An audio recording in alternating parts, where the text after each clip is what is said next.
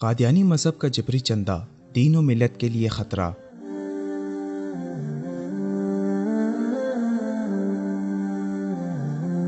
دہشت گردی کے خلاف پاکستانی سیکیورٹی ایجنسیوں نے جہاں دیگر بہت سارے اقدامات کر رکھے ہیں، وہاں ملک دشمن عناصر کو ملنے والی مالی سپورٹ کے ذرائع پر بھی کڑی نظر رکھی ہوئی ہے۔ مالی سپورٹ ہی کسی بھی ملک دشمن سرگرمی کی ریڑھ کی ہڈی ہوتی ہے۔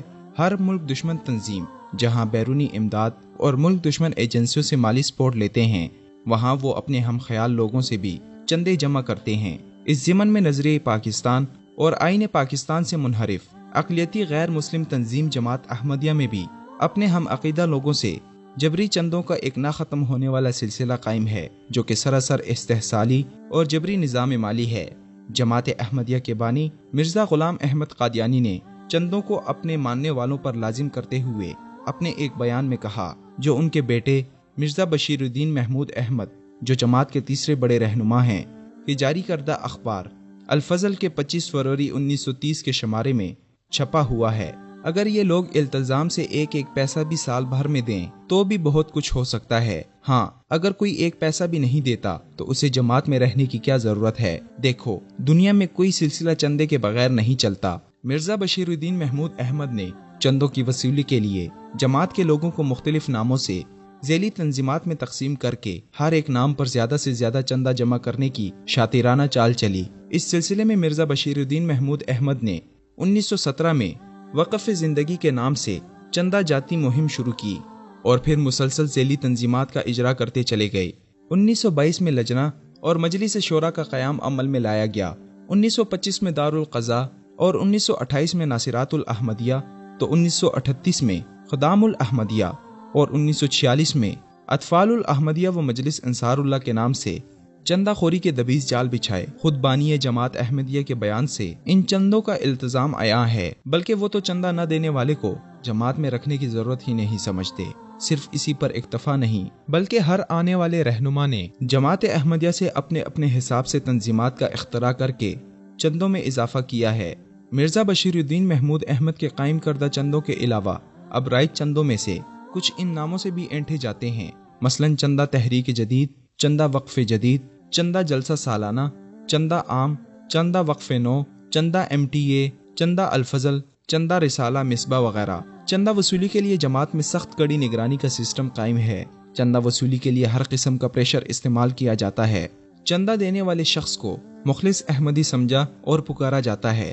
واضح رہے، یہ پہلا مذہب ہے جس میں اخلاص کی بنیاد چندہ ہے۔ جو آدمی چندہ نہیں دیتا اسے سماجی دباؤ اور جذباتی تناؤ میں رکھا جاتا ہے۔ باقی چندہ دہندگان اسے نفرت کی نگاہ سے دیکھتے اور اس کے ساتھ سوشل بائیکاٹ کیا جاتا ہے۔ چندہ نہ دینے والے کو جماعت میں تنہائی کا عذاب بھگتنا پڑتا ہے۔ یہ چندہ ہر طرح سے جبری وصولا جاتا ہے۔ اس میں کسی غریب، نادار، مزدور، کمزور، لاچار کسی کو بھی کوئی رعایت حاصل نہیں۔ مخلص احمدی کے بچے بے شک بھوک، پیاس اور فاقوں کا شکار ہوں، لیکن جماعتی چندہ ضرور دینا ہے، ورنہ وہ مخلص احمدی نہیں سمجھے جائیں گے۔ حتیٰ کہ 1 روپیہ اور 10 روپے بھی اس دور میں وصول کیے جاتے ہیں۔ اگر کسی نوجوان کی چندہ رسیدیں کم ہیں تو اس کی شادی کے وقت جماعت کے مقامی مرکز اور عبادت گاہ میں بوقت تقریب بیاہ میں شادی کی تقریب روک کر نہ ادا کیے جانے والے چندے وصول کر کے اس کو رشتہ ازدواج سے منسلک کیا جاتا ہے۔ انہی چندوں کی بنیاد پر مرزا فیملی کا شاہانہ تکفل کیا جاتا ہے اور پاکستان میں بین رسائل و جرائد اور الفضل اخبار کی دھڑلے کے ساتھ اشاعت کی جاتی ہے۔ علاوہ ازیں ان چندوں سے یورپی ممالک میں غیر مسلم اقوام یا ملحدین کو یہ باور کروایا جاتا ہے کہ اصل اسلام قادیانیت ہے۔ اس ضمن میں ان کا جہاد اور اسلام کے ان عقائد سے دستبرداری کی جاتی ہے جو کہ اسلام کا تشخص ہیں۔ اس طرح سے قادیانی جماعت اسلام کے تشخص کو مجروح کر رہے ہیں۔ پاکستان جماعت احمدیہ کے لیے ان ممالک کی فہرست میں شامل ہے جہاں سے ان کے ارتدادی سرگرمیوں کے لیے بے تحاشا چندہ جاتا ہے۔ دیگر ممالک میں امریکہ، جرمنی، کینیڈا وغیرہ شامل ہیں۔ یہ تمام تر وصول ہونے والا پیسہ نظریہ پاکستان کے خلاف اور ختم نبوت کے عقیدے کو گزند پہنچانے میں استعمال ہوتا ہے۔ اس کے ساتھ ساتھ فرقہ وارانہ تعصبات اور مختلف مسالک کے علماء کا قتل کروا کر مسلکی اختلافات کو بھڑکانے میں بے دریغ لگایا جاتا ہے۔ اسلحے کی خریداری کے ساتھ ربوہ چناب نگر میں دہشت گردی کے ٹریننگ سینٹر بھی اسی رقم سے چلائے جاتے ہیں۔ پاکستان مخالف منفی پروپیگنڈا میں یہی تمام تر چندے استعمال ہوتے ہیں۔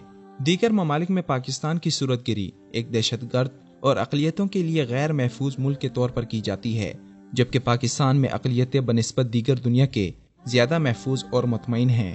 یہ مذہب کی آڑ میں چندہ کلٹ ہے جس سے دین و ملت کو نقصان پہنچایا جا رہا ہے۔